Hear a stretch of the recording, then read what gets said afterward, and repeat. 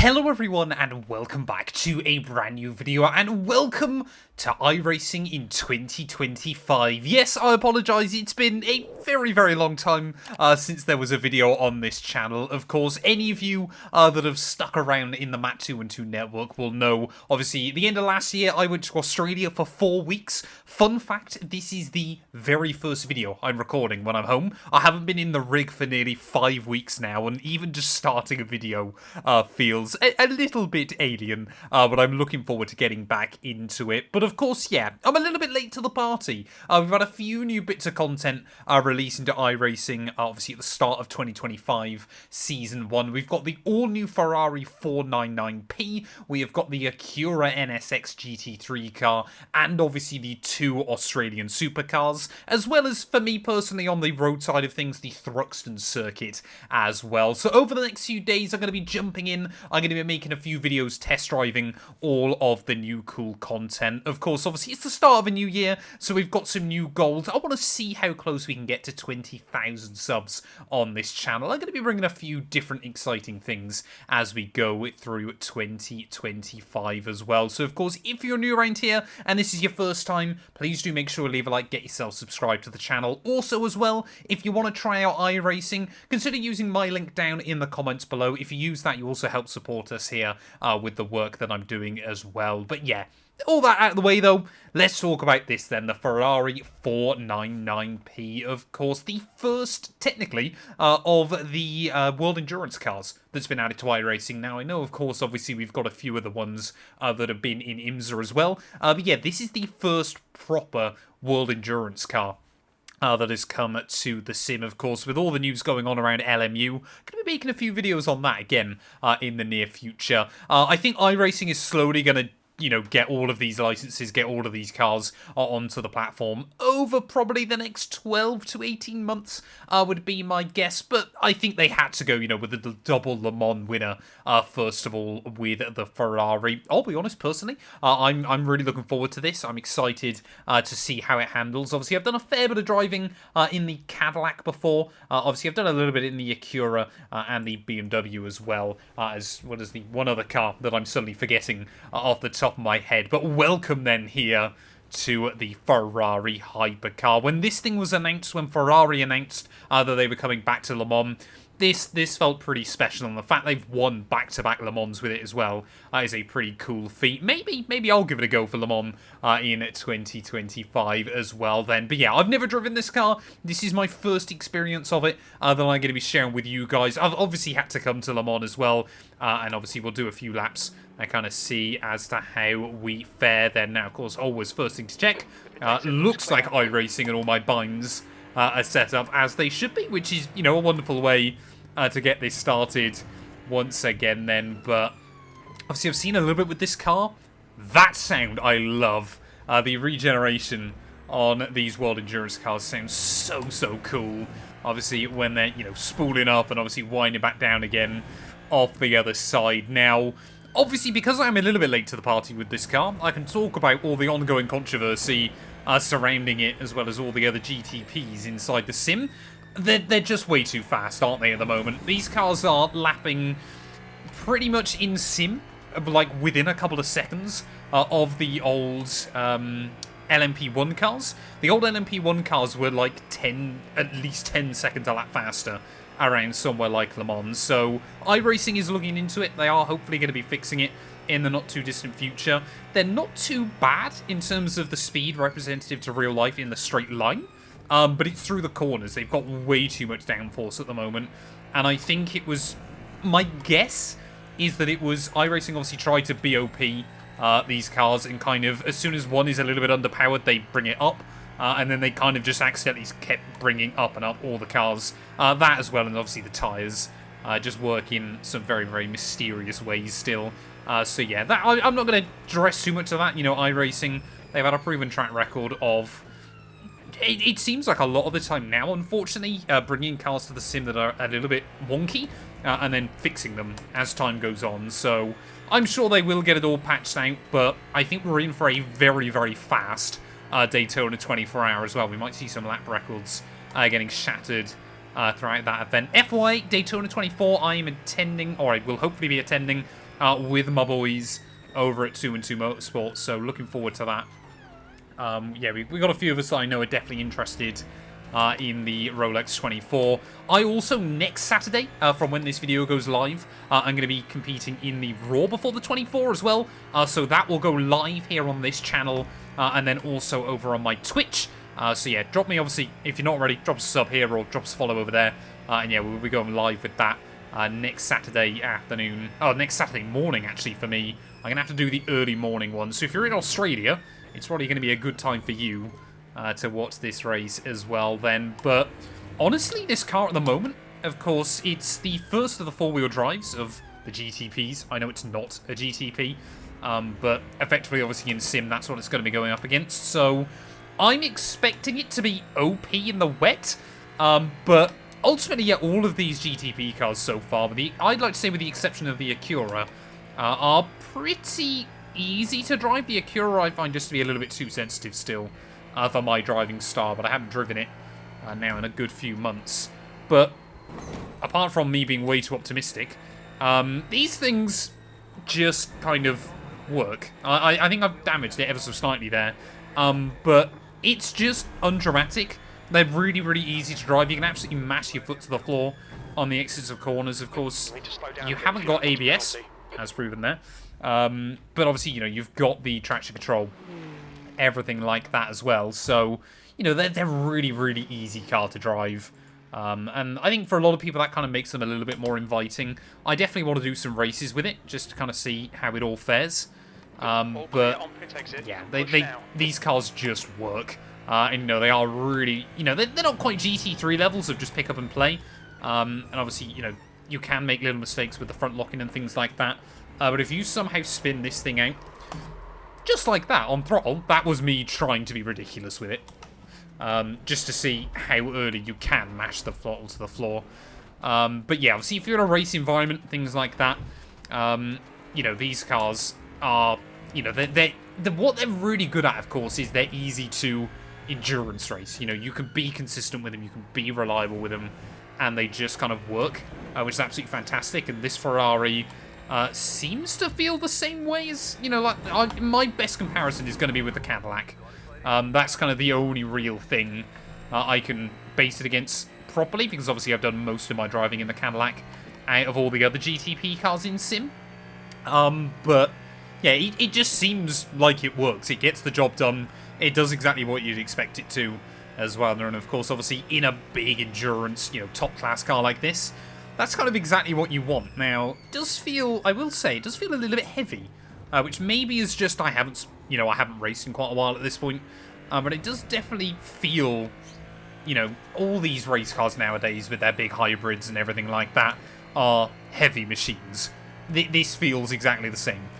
In that regard, which is, again, no real surprise. It does feel a little bit heavier, though, I was going to say, than like the Cadillac. And I found the Cadillac to be quite a heavy kind of beast, if you would, as well. So that's one thing that I definitely got to consider with this car as well there. But, yeah, so far, it just feels really, really good. And I definitely, I might have to try and convince some of my teammates that we might have to give this a go, you know, first big race. For the Ferrari as well, although I'm sure we'll see a lot of them out there, so maybe we'll just bring the thunder with the Cadillac still, especially obviously at one of its home events as well. But yeah, 2025, I'm hoping is going to be a big year again for iRacing. Obviously, I did quite a lot of the big races last year. I missed out on a couple of the marquee ones, but I did do obviously Daytona 24. I think I did Sebring as well, and then obviously things like the Bathurst 1000, the Bathurst 12 Hours. Took part in quite a few of those events. I want to take part in obviously as many as I can once again in 2025, of course. The only big one that's a problem is Nürburgring 24.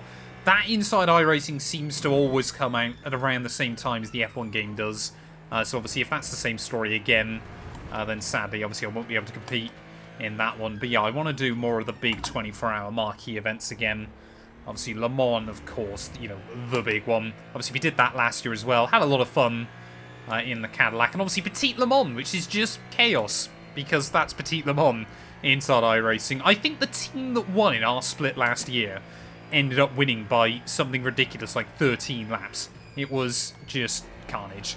And annoyingly, I might have crashed our car fairly early on. Right, let's just see if I can navigate my way through there.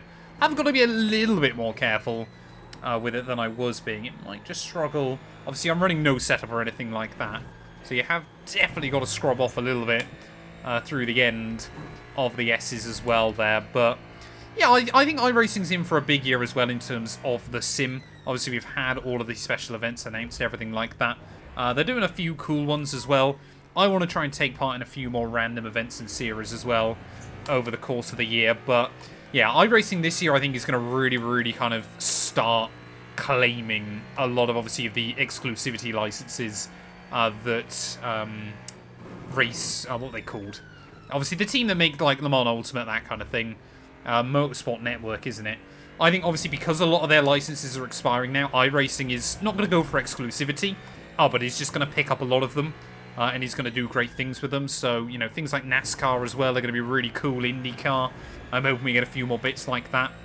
The other big one for me, I would love to see a proper British touring car pack. That would be so cool. Obviously, I know we got Thruxton. I know, obviously, we've got most of the calendar, actually, for British touring cars. We've got Thruxton, we've got Silverstone, we've got Brands Hatch, we've got Donington now, we've got Knock Hill. I think we're only missing Croft, I want to say. I might be forgetting one more. Obviously, we've got Snetterton as well. So, yeah, you can pretty much run the British touring car calendar. We just haven't got any British touring cars. But I understand, obviously, that they try and, you know, they'd have to mix them in with the World Touring cars, and things might just get a little bit messy as well there. But, yeah, it goes to show how easy this car is to drive. The fact that, like I said, it's first time in the rig in nearly 5 weeks, and it's just kind of jumped in and it feels great.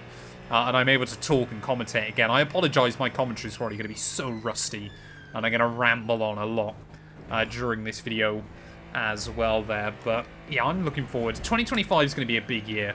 I got a lot of exciting things planned, and hopefully just generally in life as well, it's going to be quite a big year. But yeah, this car though just is a dream to drive. I don't really know what else I can kind of say at the moment. It feels good, it feels responsive. Of course, you know, it hasn't got to worry about trying to navigate its way around some, you know, smaller circuits, things like that. But I mean, look at that, just foot mashed to the floor.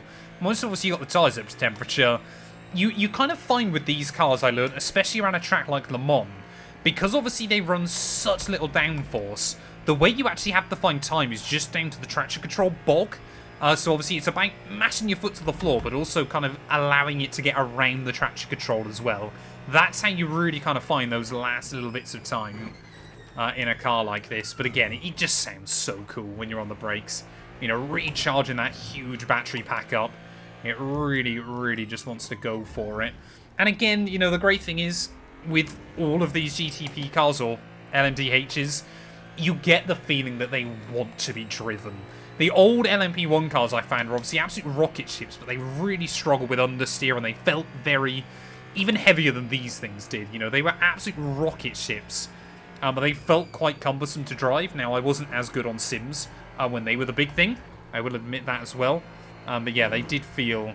You really had to kind of lumber them around. These things do feel heavy still, but quite responsive in their own little way. Let's try and go for one real kind of attacking lap then. So I just pick up a 1x there. I apologise, I got crew chief in the background as well, because I just wanted to try and make sure that everything was working as it should be then. But let's go for a lap then here at Le Mans. Let's see just kind of what times I can set. No setup, baseline, everything like that. Out of the final corner, foot to the floor. And as we cross over the start-finish line, then of course you're immediately eyeing up yourself in for turn 2. Turn 1 is more about trying to open up the apex ready for the second corner there. So attack the curbs nicely as soon as it straightens out on the anchors there. Attack the curbing through the first and the second part of the Dunlop chicane and use all of the exit as well. Mash that foot to the floor as you go down in towards the S's, then hug the car on the right hand side as we just try and bring it back over and through and avoid that curb on the exit. It will really throw you out. This corner, very much just try and leave it in 5th gear, just flick it in. You've got so much grip. Definitely still too much grip in this car as well though. But now as we make our way out onto the back straight, then we actually got quite a decent little run there. Top speed in this thing, obviously baseline setup, we're going to be looking close to 200. Maybe I could try and do a little bit more with the battery. Obviously, if I was taking this just a bit more seriously there, you can see 197 as we're looking to brake just after the break in the fence. Try and really chuck the car in there. Actually snag the inside wheel, and that will cost us rotation on the exit there. But again, able to get the power down fairly nice and tidy. You just hear that last little bit of battery drain behind you as well there as you try and launch yourself out onto the second of the Mulsanne straights there. Try and get the car back over to the right-hand side of it. Again, going to be aiming just before the 100-meter board. Ready for this next chicane as well. I'm going to brake about 130 meters out. Just see as the confidence building up in the car, learning exactly what it can do. You know, it is getting faster and faster as well. There's all rippling out over the curbing on the exit. I think I used a bit too much battery on my last lap. Was just struggling a little bit for charge here at the moment, so we're losing a bit of time against my Delta. Almost 190 as you make your way down in towards the Mulsanne corner. So you're braking just at the start of the curb. Again, try to avoid that front inside wheel locking up. And then again, utilising the curbing on the exit. Absolutely throw all of the available power at all four wheels, of course. And then again, just... there's so many straights here. You can only make a hot lap. It's so exciting when there's no traffic and everything else there. Trying to avoid the curbing, but giving yourself the line of least resistance as we make our way in towards Indianapolis, one of my favourite corners of the lap here. Completely flat through the first part, but then you're just getting on the brakes ready for the second, or locking up massively in my case. Oh no, just through the gravel slightly. We'll stay out of too much trouble there. Maybe a little bit too optimistic. And then through the slowest corner of the lap, second gear, you just feel the car struggling for grip because all the downforce has come away from you. Try and put the power down once again. We'll ignore that little error as we've got just a few more corners to navigate then, but these are the really exciting bits, the infamous Porsche curves. These things are so fun. Not quite all flat out anymore, with obviously the slow pegging back of race cars there. Sixth gear through the first one, still getting a little bit wide actually, so I'll have to struggle for a bit more speed through the second. Nudge the wall, give ourselves a 0x. If you're not pushing the limit, you're not finding the limit, that's my motto. And then hug it through these final couple of parts as well there. Fifth gear, as we make our way in towards that final couple of corners then. Just got the 4 chicanes left to go. Let's see how aggressive we can try and go on the way in. How does this car handle the curbing? Oh, a little bit scrappy on the first part there. Oh, just get a little bit out of shape. The lap's all come undone right towards the end of it. Out of the final corner. A 332. It could have been a bit better, but you know what? That was good fun. I'm enjoying this car, and I'm definitely going to have to do some races in it as well in the not too distant future. But thank you all so much for watching this video. Like I said, I apologise, I'm a bit late to the party with this one. Let me know your thoughts and feelings around the Ferrari as well. Have you picked it up? Are you going to pick it up? I think for those of you obviously that are racing in the GTPs already, it's going to be a good pick. But, you know, will handle very differently to some of the other cars as well. Use all of the links. A massive thank you to all of the channel supporters as well, that obviously continue to help me with all the work we do here. But yeah, that's going to do us for this one then, and I will be back very soon with a brand new video.